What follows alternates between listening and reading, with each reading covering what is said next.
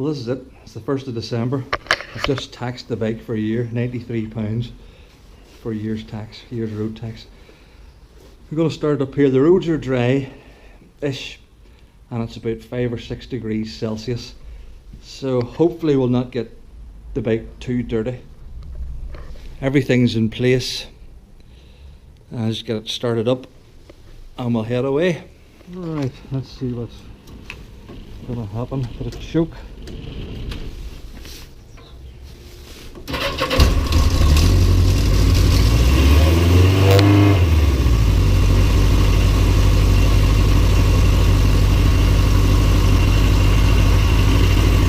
Not too bad.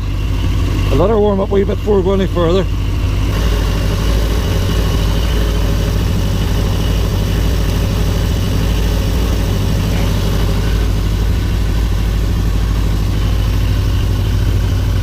Heated handlebar grips, I'll stick them on anyway.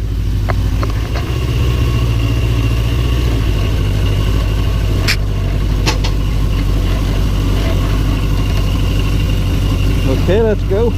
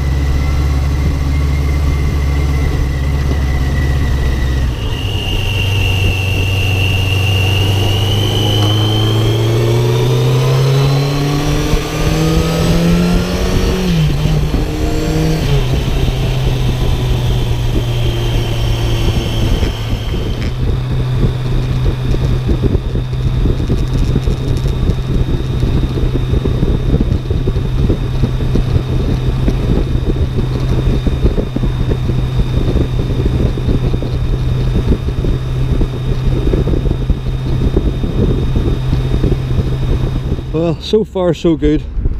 I've only done a few miles, but I've checked for oil leaks and stuff. Everything's fine. The brakes are still a wee bit spongy, but you'd expect that. It's going to take a good while for the brake pads to get bedded in.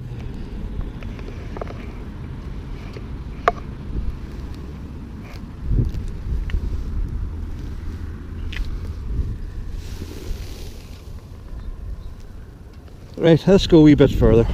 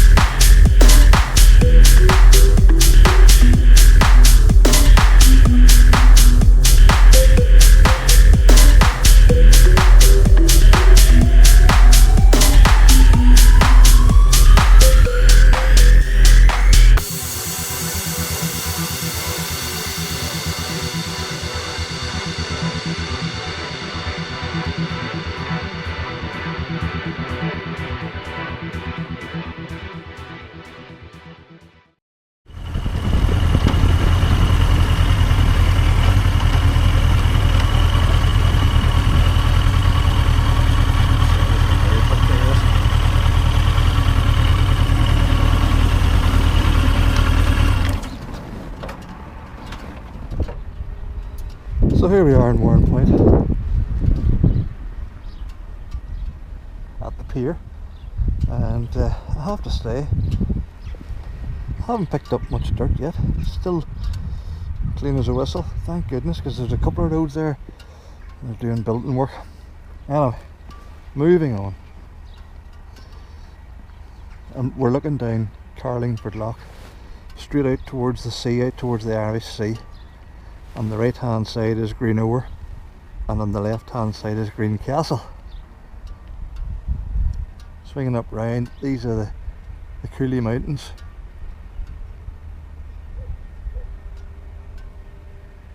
And over the far side is the village of Omeath. Look at the clouds coming down right over the top of the hills. It's amazing. We'll press on this way here and go and have a look at the Mourne Mountains.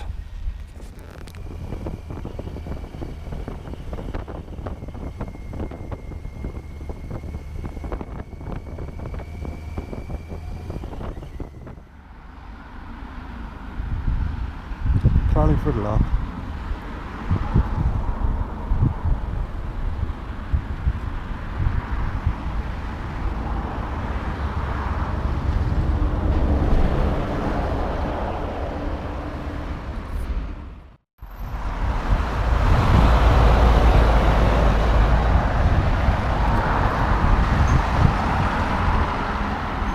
I have no idea what the Ross Monument is, but I think we're about to find out from that. Well, the usual COVID messages are in place, but the gate's open, which means we can go in. There's only me and a greyback crow. This is sure a fancy looking monument.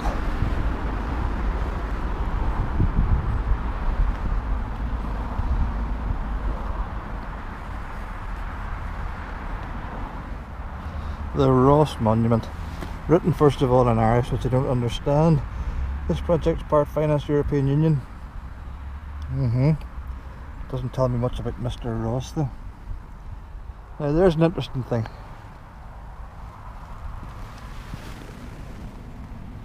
All over the grass, mussel shells and whelk shells.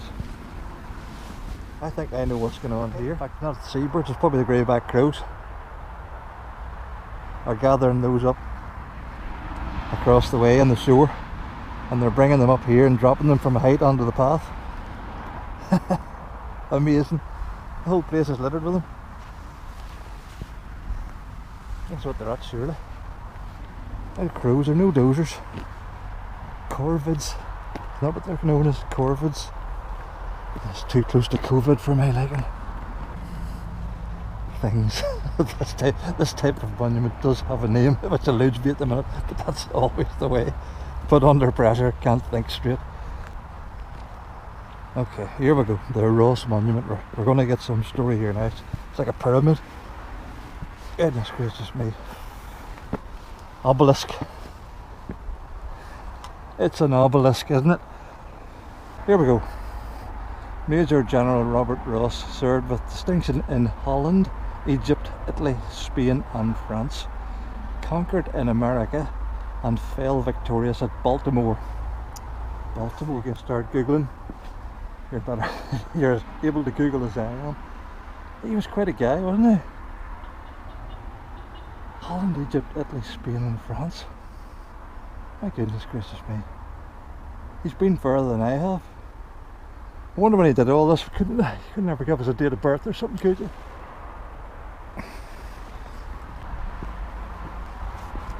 Erected by the inhabitants of the county of Down and by the army serving in America in remembrance of Major General Robert Ross as a tribute to his private worth and a record of his military exploits. 1826. I wonder, was that the date of erection? If you'll pardon the expression. The officers of a grateful army, which under the command of the lamented Major General Robert Ross attacked and dispersed the American forces at Bladensburg on the 24th of August 1814, and on the same day victoriously entered Washington, the capital of the United States. What a guy. Sorry to to read that out so poorly. What a guy. And on the fourth side, which would be the northern side, you would call it, born 1766, Bladensburg 1814, and Baltimore 1814. Used to be his final mistake. So there you go. You now know as much about Major General Robert Ross as I do.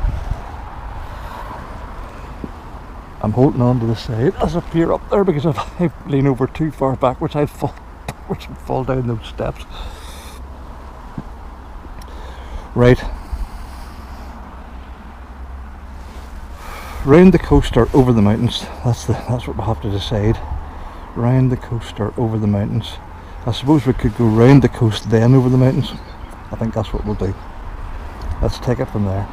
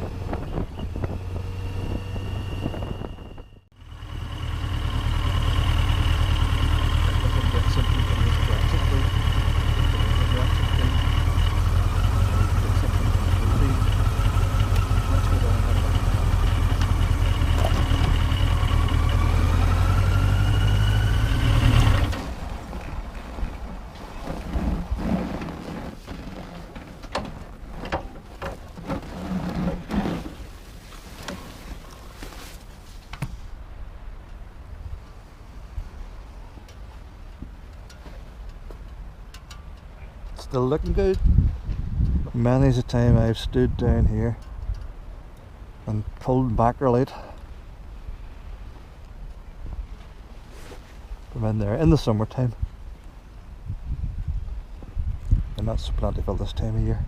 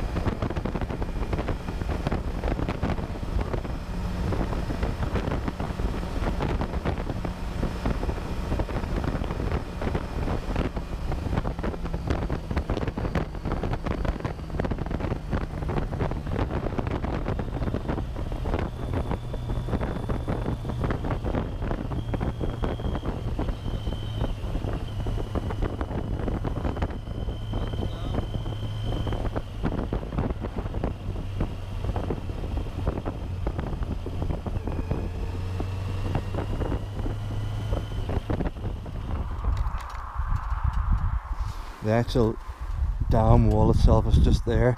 We'll be going along and down through that gap.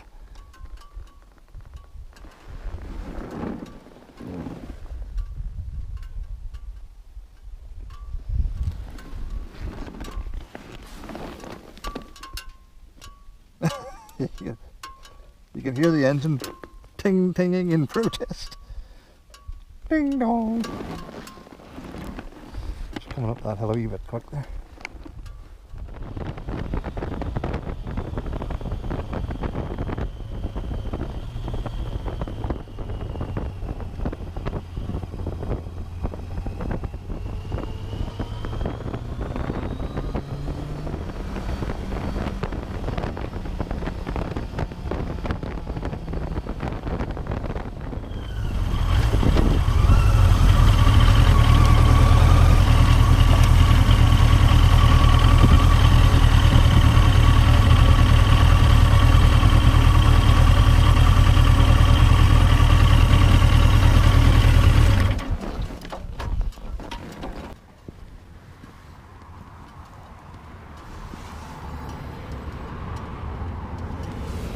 That's where we are there. This is actually a trout fishery, although it's closed season now, so there's nobody fishing. This is also the source of the River Bann, which is Northern Ireland's longest river.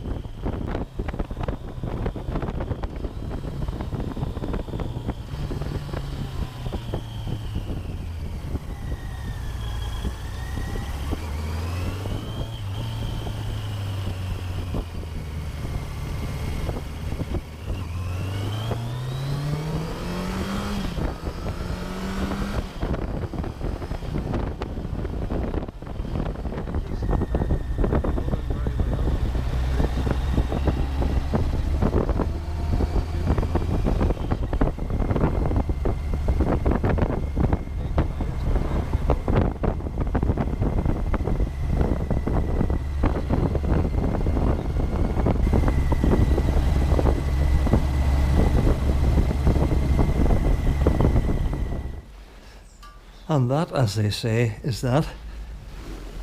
Very lucky the bike didn't get really dirty at all. Is it? Yeah, it's fine. I will give it a quick rub round with the polishing cloth. And that's it. Very pleased with that. So until the next time, all the best.